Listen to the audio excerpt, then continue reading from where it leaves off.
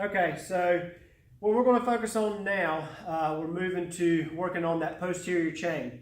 Other videos, we focus on some other areas, but we're going to start to focus on 3 exercises for the posterior chain, which incorporate the glutes, the hammies, down into the calves, and some of the lumbar area, your paraspinals, irregular spine A, multifidus, all those areas that support that low back. We're going to start to try to hit over the next few videos through a little series of videos. So what we're going to start with today is we're going to start small, and over the next couple weeks you'll see videos posted that will go a little bit bigger. So meaning starting small, we're going to start with some band and body weight work, and then as we go through and progress, we get stronger, more confident, more stable. We'll start to add weight and do some exercises with weight for the posterior chain.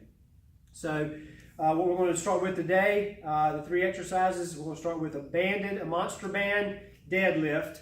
Then we'll move into some sideline clamshell and a body weight bridge or a resisted bridge. So go over real quick for you the deadlift with the monster band. So if you've got any of these monster bands around, it's a really good exercise to challenge that posterior chain.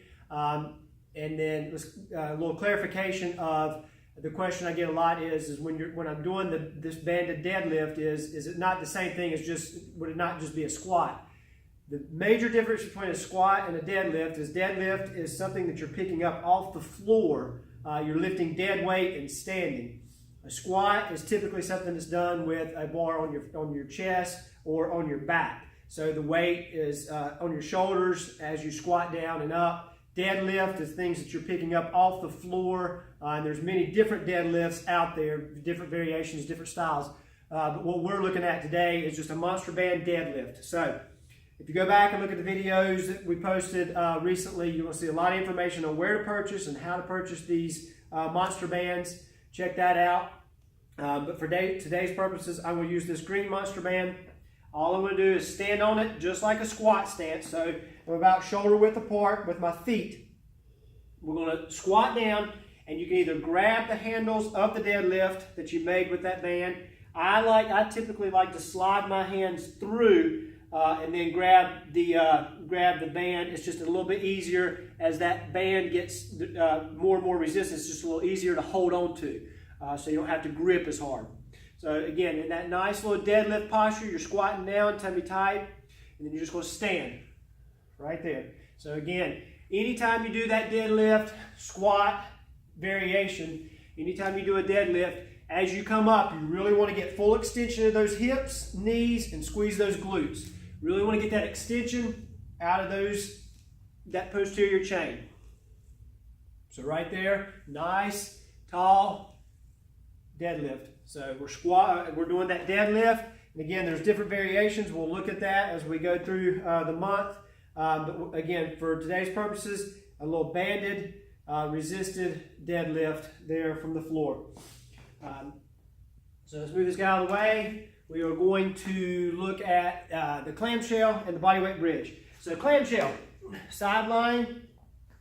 What I like to do here is I like those hips in line with the shoulders. I don't want to get them too far out. I don't want to rotate back. So hips are in line with the shoulders, feet together, and then you're just going to open up, working on those glutes. Get some abductor work here as you're doing it. You're going to do a little clamshell in that manner. Again, when we're doing the clamshell, whether it's resisted or not resisted, making sure that we stay strong and stable here with the upper body. Don't rotate and try to open up, because you're not really getting any more work opening up those shoulders. You've got limited range of motion here in the hip. You're only going to get so much abduction with that hip, and that's all we need to fire those glutes. So again, you would flip over and do the other side, whether you're doing all of these for repetitions or for time.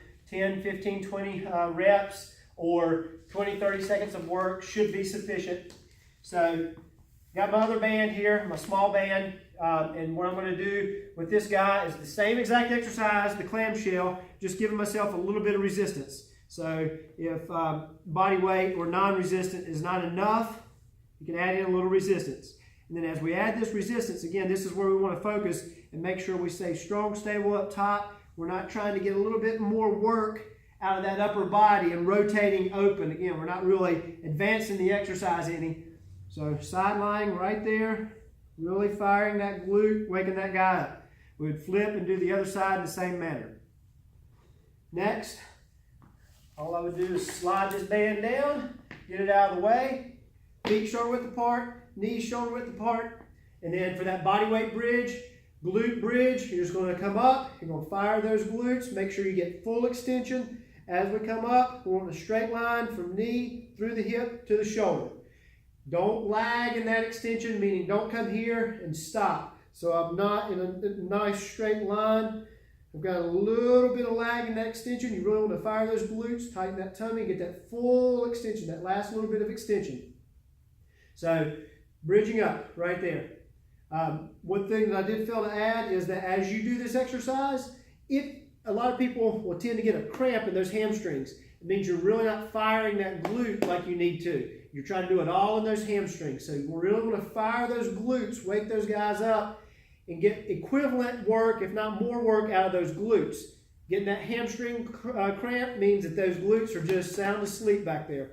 So you need to fire that guy, fire the glutes, wake them up. So if you need a little bit of resistance or want to get a little bit of more work out of those glutes and those abductors, I'm sliding that band up again, right above the knees. Feet are shoulder width, knees are shoulder width apart. Same exact exercise coming up, controlling that resistance, firing those glutes. Down and up. Full extension. Don't allow that band to bring those knees back in. You want that little bit of resistance there. Get a little bit more work out of those glutes. Right there. Up and down. So, 3 exercises real quick. We're the deadlift, the clamshell on the side, and that glute bridge. So again, you want to make sure that you're doing that for repetition or time. As we're moving through the month, we're going to add to those guys so you can build a nice little posterior chain exercise routine. Check all those other videos that we've got there on YouTube, and you'll be able to compile you a nice little exercise regimen. So check us back next week, and there'll be something new for you.